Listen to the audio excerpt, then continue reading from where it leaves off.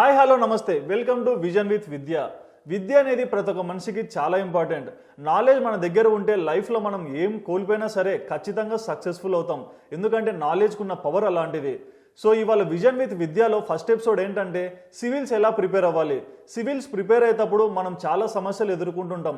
Prelims ఎలా complete చేయాలి, mains ఎలా చేయాలి, అండ్ చివరికి ఇంటర్వ్యూ ఎలా కంప్లీట్ చేయాలి. అసలు ఈ ఐఏఎస్ ప్రిపేర్ అయ్యేటప్పుడు మనం ఎన్నో ప్రెజర్స్ అనుభవిస్తుంటాం. వీటన్నిటికీ సమాధానం ఏంటి? సో ఇవాళ మన ఎపిసోడ్లో 21st సెంచరీ అనే అకాడమీ స్థాపించి 17 సంవత్సరాల నుంచి దాన్ని సక్సెస్ఫుల్గా రన్ చేస్తున్న కృష్ణ ప్రదీప్ గారు వచ్చారు. ఆయనను అడిగి సివిల్స్ ఎలా ప్రిపేర్ అవ్వాలి, సివిల్స్ విషయంలో మనం ఎటువంటి జాగ్రత్తలు తీసుకోవాలి, వీటన్నిటికీ ఆయన దగ్గర నుంచి మనం సమాధానం తీసుకుందాం. నమస్తే సార్. సివిల్స్ అంటే ఏంటి? సివిల్స్లో ఏ టైప్ ఆఫ్ సెక్టార్స్ ఉంటాయి? సివిల్స్ ఎగ్జామ్ అనేది ఎవ్రీ ఇయర్ యూపీఎస్సీ నిర్వహించే ఒక దేశంలోనే అత్యున్నతమైనటువంటి పరీక్ష. ఓకే. సో ఈ ఎగ్జామ్ దీని పేరు ఏంటి అంటే all India civil service exam, లేకపోతే కామన్ సివిల్ సర్వీస్ ఎగ్జామ్ అని అంటారు. ఓకే. ఈ కామన్ సివిల్ సర్వీస్ ఎగ్జామ్లో ఆ ఎగ్జామ్ కనుక రాస్తే మనకి సుమారుగా 24 సర్వీసెస్, 26 సర్వీసెస్కి ఎగ్జామ్ రాసినట్టు. అంటే ఈ 26 సర్వీసులకి కలిపి ఒకటే ఎగ్జామ్. ఓకే. సో దీంట్లో మనకి 2 ఆల్ ఇండియా సర్వీసెస్ ఉన్నాయి. అంటే ఐఏఎస్ ఒకటి, ఐపీఎస్ ఒకటి. అండ్ ఇవి కాకుండా ఇంకా 22 సెంట్రల్ సర్వీసెస్ ఉన్నాయి. సెంట్రల్ సర్వీసెస్ అంటే రైల్వే పర్సనల్ సర్వీస్, తర్వాత ఇన్కమ్ ట్యాక్స్, ఐఆర్ఎస్ అంటే ఇండియన్ రెవెన్యూ సర్వీస్, అలా ఇండియన్ పోస్టల్ సర్వీస్, ఇటువంటివి సుమారుగా ఒక 24 వరకు ఉన్నాయి. అంటే ఈ సెంట్రల్ సర్వీసెస్కి ఆల్ ఇండియా సర్వీసెస్కి కలిపి ఒకటే ఎగ్జామ్ నిర్వహిస్తారు కాబట్టి దీన్ని కామన్ సివిల్ సర్వీస్ ఎగ్జామ్ అంటారు. ఓకే. సివిల్ సర్వీస్ అని ఎందుకన్నామంటే to differentiate between military and the remaining bureaucracy. Okay. గవర్నమెంట్లో మనకి మిలిటరీ ఒక సర్వీస్ ఉంటుంది, పొలిటికల్ ఒకటి ఉంటుంది, తర్వాత బ్యూరోక్రసీ ఉంటుంది. ఈ బ్యూరోక్రసీలోకి ఎంటర్ అవ్వడానికి నిర్వహించే ఎగ్జామ్ ఈ civil service exam. Okay. So ఈ సివిల్ సర్వీస్ ఎగ్జామ్ ద్వారా ఒక ఆస్పిరెంట్ దేశంలోనే అత్యున్నతమైనటువంటి పదవులకి పోటీ పడడం జరుగుతుంది అన్నమాట. ఓకే. సో ఇది ఇన్ఫ్యాక్ట్ మనం ప్రపంచంలోనే ఇది అత్యుత్తమమైన ఎగ్జామ్గా పరిగణించవచ్చు. అండ్ ఈ సివిల్స్కి ఎందుకు ప్రిపేర్ అవ్వాలంటారు? ఎందుకు ప్రిపేర్ అవ్వడం అంటే ఇప్పుడు యూజువల్గా మనలో ప్రతి ఒక్కరికి చిన్నప్పటి నుంచి దేశభక్తి ఉంటుంది. అవును. దేశభక్తి మనం నిరూపించుకోవడానికి యూజువల్గా ఎలా మార్గం అంటే చాలామంది మిలిటరీలోకి వెళ్ళడం అంటారు. అవును. సైన్యంలో ఉన్నవాడు డెఫినెట్గా నో డౌట్ దేశభక్తి ఉన్నటువంటి వాడు. ఈ సైన్యంలో ఉన్న వాళ్ళకి సివిల్ సర్వెంట్గా ఉండేవాడికి ఉన్న ఫండమెంటల్ డిఫరెన్స్ ఏంటంటే సైన్యంలో ఉండేటటువంటి ఒక soldier, Patriot in uniform. Okay. Bureaucracy అంటే సివిల్ సర్వీసెస్లో ఉండేటటువంటి అధికారులు వీళ్ళు కూడా పేట్రియాట్స్ బట్ వితౌట్ యూనిఫామ్. అదొక్కటే తేడా తప్ప ఒక సోల్జర్ ఎంత డెడికేటెడ్గా దేశం కోసం పనిచేస్తాడో ఒక ఐఏఎస్ అధికారి కూడా అంతే డెడికేటెడ్గా దేశం కోసం పనిచేస్తాడు.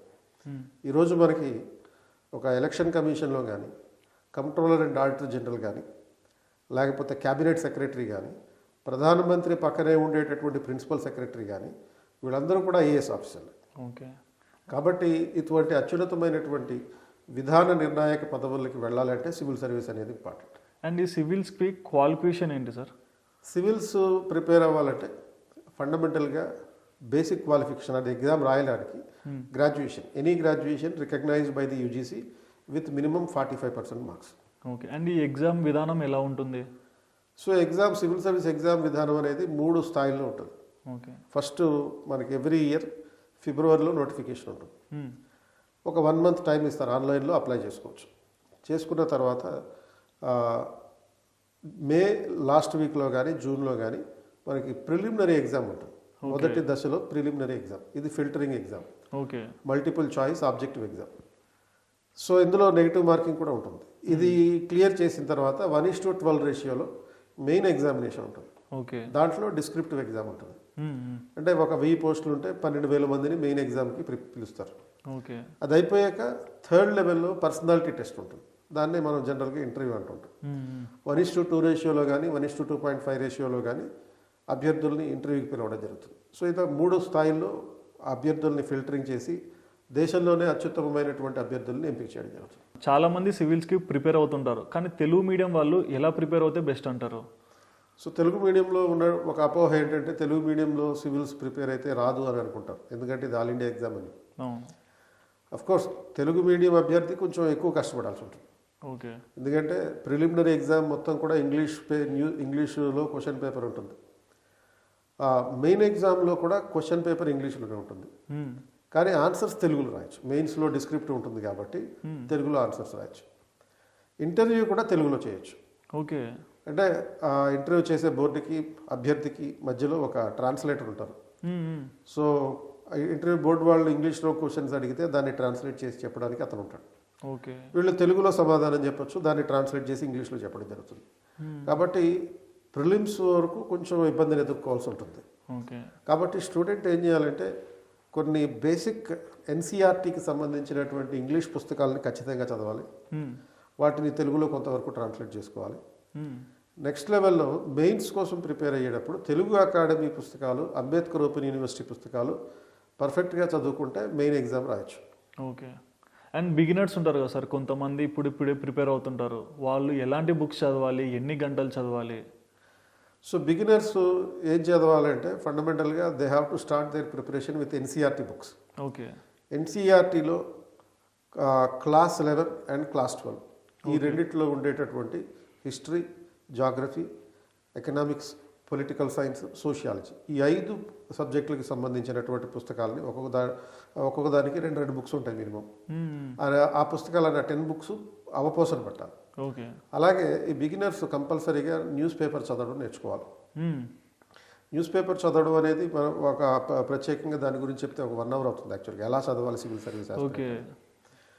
బట్ సివిల్ సర్వీస్ ఆస్పిరెంట్ బేసిక్గా న్యూస్ పేపర్ చదవడం అనేది ఎందుకంటే మనకి ఎగ్జామ్లో 80% క్వశ్చన్స్ కరెంట్ ఈవెంట్స్ ఆధారంగా వస్తాయి. ఏ పోటీ పరీక్షలో అయినా సరే ఇదే పద్ధతి ఉంటుంది. బట్ సివిల్స్లో ఏంటంటే డిస్క్రిప్టివ్లో కూడా ఆన్సర్స్ రాయాలి కాబట్టి న్యూస్ పేపర్ ఇంపార్టెన్స్ అనేది ఇంకా ఎక్కువ ఉంటుంది. కాబట్టి ఆ న్యూస్ పేపర్ని చదవడం అలవాటు చేసుకోవాలి. ఓకే. మన సిలబస్ ప్రకారం ఆ న్యూస్ పేపర్ చదవాలి. సిలబస్లో ఉండే టాపిక్స్ అనుగుణంగా మనకి న్యూస్ పేపర్లో వచ్చే అంశాలని కనెక్ట్ చేసుకుని చదువుతూ ఉండాలి. సో ఈ ప్రిపరేషన్ స్టార్టింగ్లో ఈ ఆస్పెక్ట్స్ని దృష్టిలో పెట్టుకుంటే సరిపోతుంది. ఓకే. ఇప్పుడు ప్రిపరేషన్ ఇలా ఉంది, కొంతమంది ఏ ఏజ్లో స్టార్ట్ చేస్తే సక్సెస్ఫుల్ అయ్యే ఛాన్సెస్ ఎక్కువగా ఉంటాయి? సో ప్రిపరేషన్ స్టార్ట్ అయ్యడం అనేది సపోజ్ యూజువల్గా మనం ప్రతి ఒక్కరికి కూడా దేశంలో 90% ఉన్న మన మధ్యతరగతి కుటుంబాలకి మా అబ్బాయి కలెక్టర్ అవ్వాలని చూసుకోవాలనుకుంటారు, మా అమ్మాయి కలెక్టర్ అవ్వాలనుకుంటారు. సో ఆ ప్రాసెస్ తెలియదు, అవగాహన తక్కువ ఉంటుంది. కాబట్టి ఏం జరుగుతుంది అంటే డిగ్రీ అయిపోయిన తర్వాత జనరల్గా సివిల్స్ ప్రిపరేషన్కి వస్తుంటారు. చాలామంది అలా వస్తుంటారు. దానివల్ల ఏమవుతుందంటే డిగ్రీ అయిపోయాక ఒక 4 ఏళ్ల పాటు ప్రిపరేషన్లోనే అయిపోతుంది.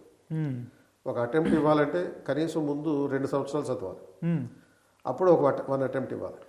1 అటెంప్ట్ ఇవ్వడం అంటే మీనింగ్ ఏంటంటే 1 ఇయర్ కంప్లీట్ అయిపోయినట్టు. ఎగ్జామ్ సైకిల్ 1 ఇయర్ ఉంటుంది కాబట్టి. సో ఇట్లా 3-4 సంవత్సరాల పాటు టైం వేస్ట్ అయ్యే పరిస్థితి ఉంటుంది ఇది డిగ్రీ తర్వాత ప్రిపరేషన్ స్టార్ట్ చేస్తే. ఓకే. అలా కాకుండా ఇంటర్మీడియట్ నుంచే ఫండమెంటల్స్ ప్రిపరేషన్ స్టార్ట్ చేసుకుంటే ఈ 3-4 ఏళ్ల టైం అనేది ముందే సేవ్ అయిపోతుంది అనమాట.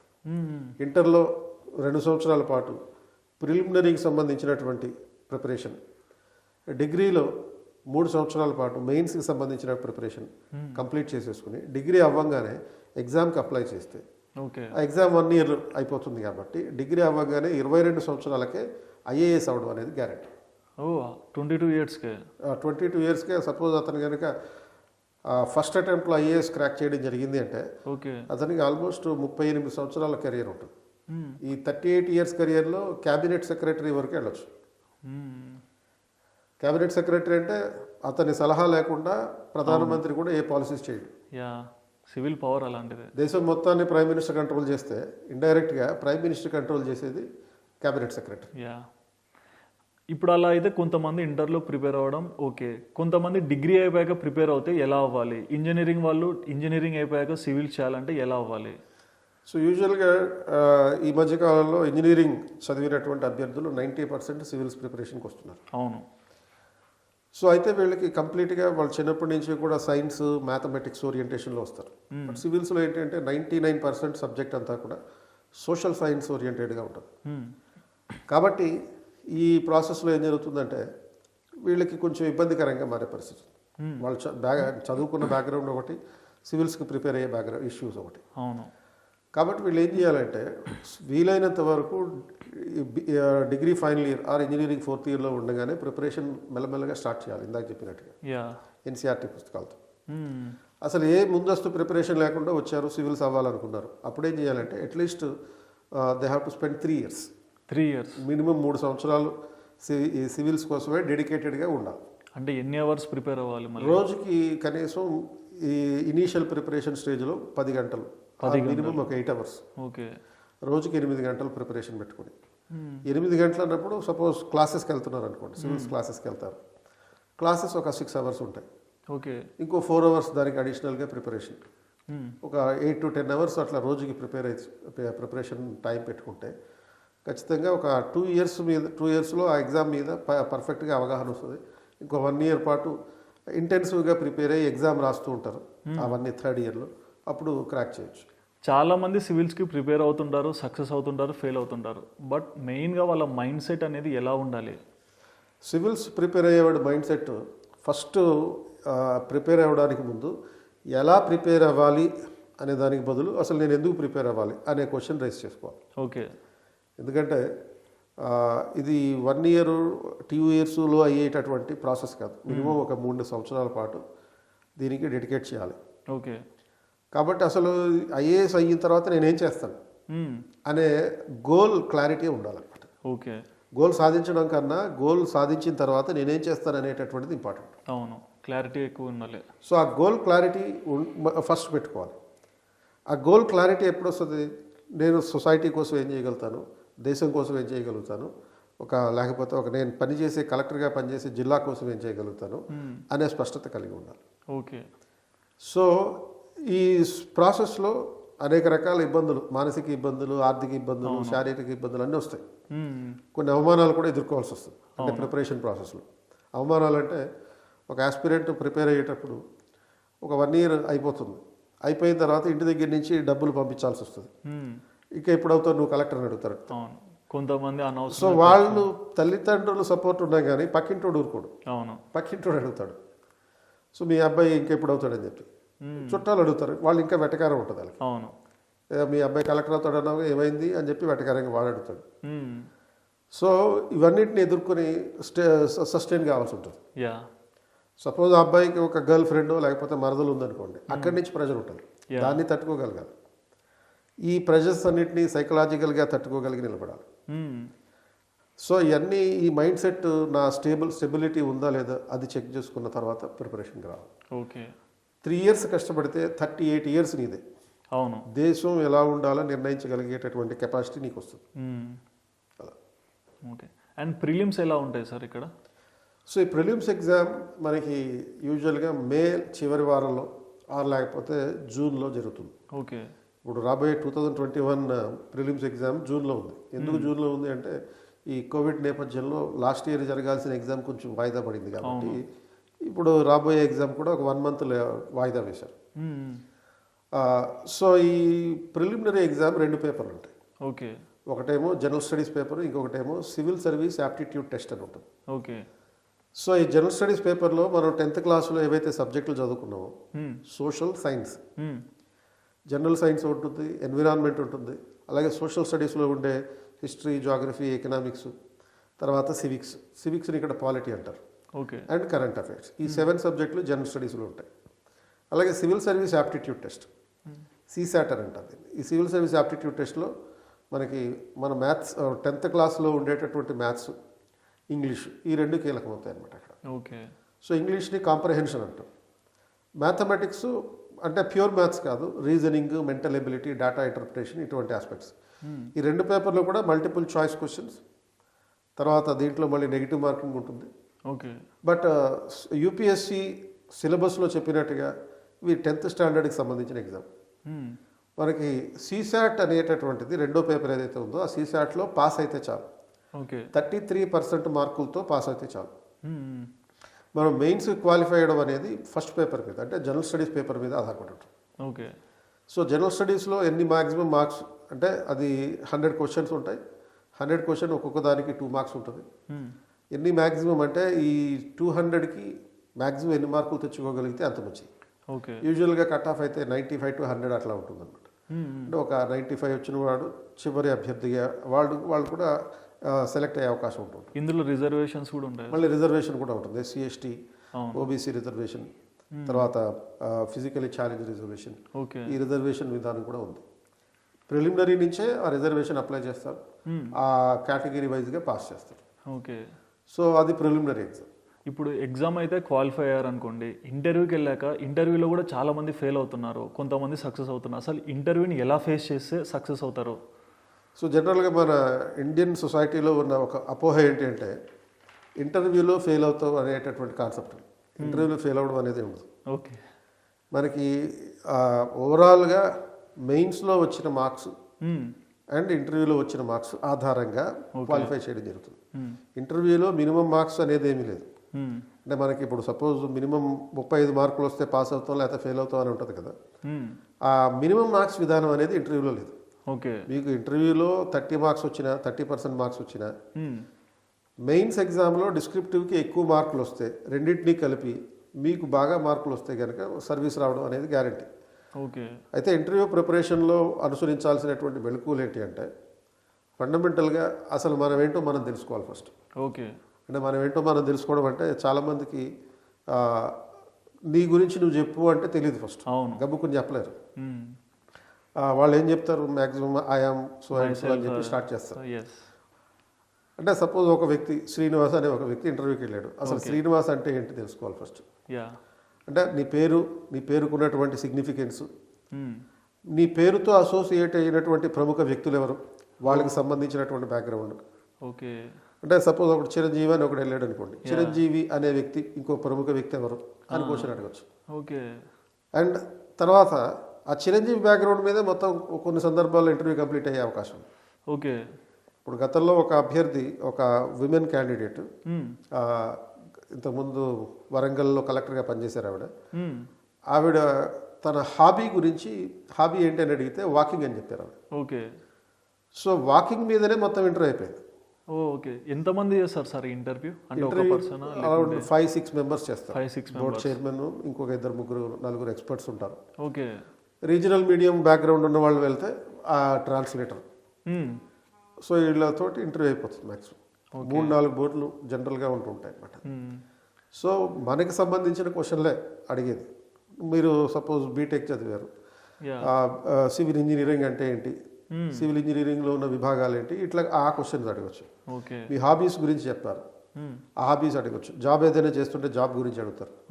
ఇట్లా ఇంటర్వ్యూ అంతా కూడా మ్యాక్సిమం 90% ఏమో మన బ్యాక్గ్రౌండ్కి సంబంధించి ఉంటుంది, ఒక 10% కరెంట్ ఇష్యూస్కి సంబంధించి ఉంటుంది. ఓకే. ఇంటర్వ్యూ సెలెక్ట్ అయ్యారనుకోండి, సర్వీస్ అలొకేషన్ అనేది ఏ విధంగా ఇస్తారు? సో మొత్తం ఈ ఎగ్జామ్లో సెలెక్ట్ అయిన తర్వాత ర్యాంకింగ్స్ తోటి సర్వీస్ క్యాడర్ అలొకేషన్ వస్తుంది. ఓకే. సో మనకు వచ్చినటువంటి ర్యాంక్ని బట్టి సర్వీస్ అలొకేషన్ ఉంటుంది. ఓకే. సర్వీస్ అలొకేషన్ అంటే ఐఏఎస్, మళ్ళీ అక్కడ రిజర్వేషన్ కూడా అప్లై అవుతుంది. అవును.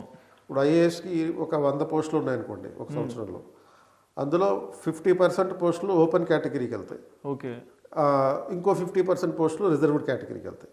మళ్ళీ దాంట్లో 15% ఎస్సీ, 7.5% ఎస్టీ, 27% ఓబీసీ, ఇలా మళ్ళీ రీఅలొకేషన్ చేస్తారు. అంటే ఇప్పుడు సపోజ్ లాస్ట్ ఇయర్ నుంచి ఎకనామికల్లీ వీకర్ సెక్షన్స్ అనేటటువంటి కేటగిరీ కూడా వచ్చింది కాబట్టి ఆ రిజర్వేషన్ కూడా అమల్లో ఉంది. ఓకే. అంటే ఉన్నత కులాలకు చెందినటువంటి ఆర్థికంగా వెనుకబడిన వర్గాలు. సో ఆ రిజర్వేషన్ కూడా అమలు అవుతుంది ఇప్పటి నుంచి. వీళ్ళకి స్టార్టింగ్ పే ఎంత ఇవ్వచ్చు సార్?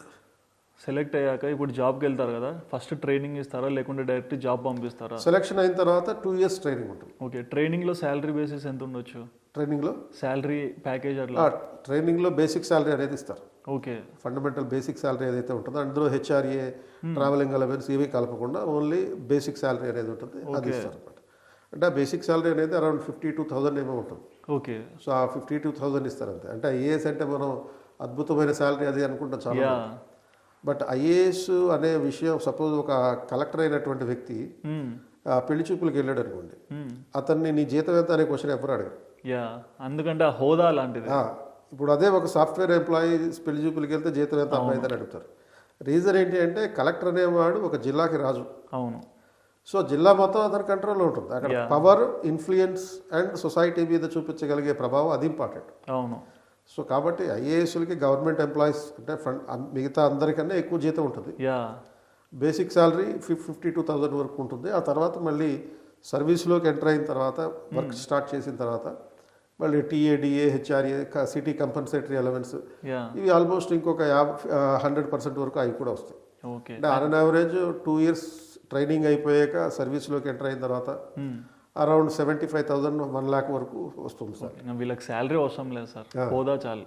శాలరీ కాదు అక్కడ, యా దేశానికి సేవ చేసేవనేటటువంటి సంతృప్తి, అవును. అలాగే సొసైటీలో ఉండేటటువంటి ఒక స్టేటస్, యా కార్ ఉంటుంది. తర్వాత అదే ఐపీఎస్ ఆఫీసర్ అయ్యాడు అనుకోండి, ఇక అది ఇంకా ఎక్కువ ఇన్ఫ్లుయెన్స్. కలెక్టర్ అయితే ఒక కారు, ఒక డ్రైవరు, బంట్రోతు, ఈ పవర్ఫుల్ ఇష్యూస్ ఇవన్నీ. ఒక 5 ఎకరాల్లో అతనికి ఒక ఇల్లు ఇస్తారు ఓకే కలెక్టర్. ఎవరు ఉంటుంది అటువంటి స్టేటస్? అది యూజువల్గా ఇండియాలో సెలబ్రిటీ అవ్వడం అంటే ఒక స్పోర్ట్స్ మ్యాన్ అవ్వడం, లేకపోతే సినిమా యాక్టర్ అవ్వడం. అవును. బట్ అందరూ దానికి రిస్క్ చేయరు, పొలిటీషియన్గా కానీ లేకపోతే సినిమా యాక్టర్గా కానీ స్పోర్ట్స్ మ్యాన్గా కానీ. సో మిగతా మిడిల్ క్లాసెస్ ఎవరైతే తమ స్టేటస్ పెంచుకోవాలని అనుకుంటారో వాళ్ళు సివిల్ సర్వీస్కి వస్తున్నారు. Yeah correct. ఇప్పుడు మీరు చూడండి, ప్రతి ఒక సివిల్ సర్వీస్ ఎగ్జామ్కి సంబంధించినటువంటి రిజల్ట్ వచ్చిన రోజున ప్రతి న్యూస్ పేపర్లో వీడి ఫోటో లేకుండా న్యూస్ పేపర్ ఉండతారు. అన్ని న్యూస్ పేపర్లు కవర్ చేస్తాయి. అవును. సో మనకి సినిమా అనుభవం కాబట్టి సినిమా రంగంతో కంపేర్ చేసినప్పుడు సినిమాల్లో చాలామంది ట్రై చేస్తారు, బట్ సక్సెస్ రేట్ ఎంత? 2%. చాలా తక్కువ. అవును. దాంట్లో గ్యారంటీ కూడా లేదు సక్సెస్ గ్యారంటీ అవుతాడని. బట్ సివిల్ సర్వీస్ ప్రిపరేషన్లో కూడా success rate 2%. Every year 10 lakhs మంది అప్లై చేస్తుంటారు. అవును. 10 lakhsలో 1000 సెలెక్ట్ అవుతున్నారు, అంటే 1% కన్నా తక్కువే. యా బట్ ఈ ప్రిపరేషన్ అయినటువంటి 9,99,000 మంది ఎవరైతే ఉన్నారో వీళ్ళ లైఫ్ మాత్రం వేస్ట్ కాదు. ఓకే. ఎందుకంటే వీళ్ళు ఏ రంగంలో ఉన్నా కానీ నెంబర్ 1 పొజిషన్లోనే ఉంటారు. ఎందుకంటే సివిల్స్ ప్రిపరేషన్లో సుమారుగా 18 రకాల సబ్జెక్టుల మీద వీడు పట్టు సాధిస్తాడు. అవును. 1, 2 కాదు. సో వాడు ఎక్కడికి వెళ్ళినా సరే ఆ విషయం మీద పర్ఫెక్ట్గా మాట్లాడగలుగుతాడు. సో 21వ శతాబ్దంలో మనకు ఫండమెంటల్గా చూసేది ఒక వ్యక్తి దగ్గర నుంచి, ఒక హ్యూమన్ రిసోర్స్ నుంచి చూసేది ఏంటంటే మాట్లాడగలగడం, knowledge. So we are living in a knowledge society. Yeah కాబట్టి ఆ నాలెడ్జ్ సంపాదిస్తాడు. కాబట్టి అవును. ఇప్పుడు ఏదైనా ఒక స్టార్టప్ కంపెనీ పెట్టుకున్నా దాన్ని ఎక్కడికో తీసుకెళ్ళగలరు. యా కాబట్టి civils aspirant will not be failure okay. Though he could not clear the civil service. వీళ్ళ క్యారిడార్ అలొకేషన్ అనేది ఎలా ఇస్తారు సార్?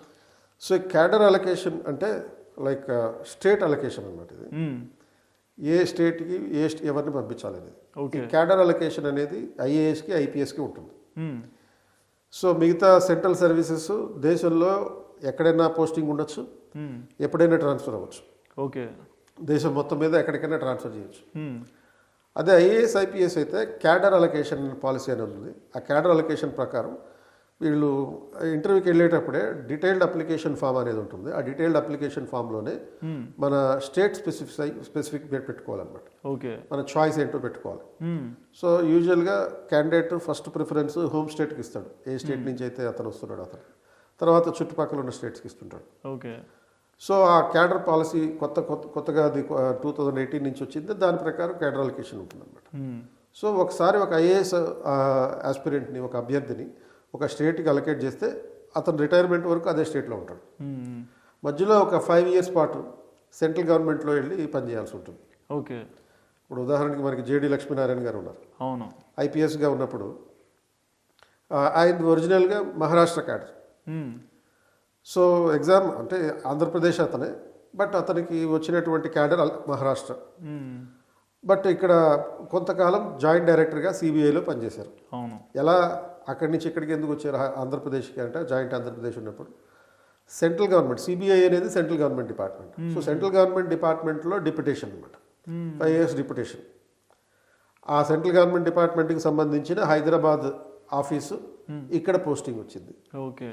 సో ఇక్కడ అయిపోయిన తర్వాత ఈ పోస్టింగ్ 5 years అయిపోయిన తర్వాత మళ్ళీ తిరిగి అతను మహారాష్ట్రకి వెళ్ళారు. ఓకే. అలా ఒక 5 years పాటు మాత్రం మధ్యలో కెరియర్లో సెంట్రల్ గవర్నమెంట్లో పనిచేయాల్సి ఉంటుంది IAS, IPS officer. Okay. Thank you so much sir. So చూసారు కదండి మన కృష్ణ ప్రదీప్ గారు చెప్పిన సమాధానాలు. నిజంగా సివిల్స్ ప్రిపేర్ అవ్వాలంటే ఎలాంటి మెంటాలిటీ ఉండాలి, ఎలాంటి ప్రిపరేషన్ మనం చేయాలి, ఎంత డెడికేటివ్గా ఉండాలి, వీటన్నిటికీ సార్ చాలా చక్కగా సమాధానం చెప్పారు. అండ్ మీరు కూడా చదువు విషయంలో లేకుంటే ఎడ్యుకేషన్ పరంగా జాబ్ పరంగా ఏమైనా ఇబ్బంది పడుతున్నారా కింద కమెంట్ సెక్షన్లో తప్పకుండా మెన్షన్ చేయండి. అండ్ రాబోయే రోజుల్లో వాటికి సొల్యూషన్స్ అన్ని మేము తప్పకుండా మా ఎపిసోడ్స్ ద్వారా మీకు చెప్పగలుగుతాం. అండ్ మరిన్ని ఇంట్రెస్టింగ్ టాపిక్స్ కోసం మా ఛానల్ని తప్పకుండా సబ్స్క్రైబ్ చేసుకోండి.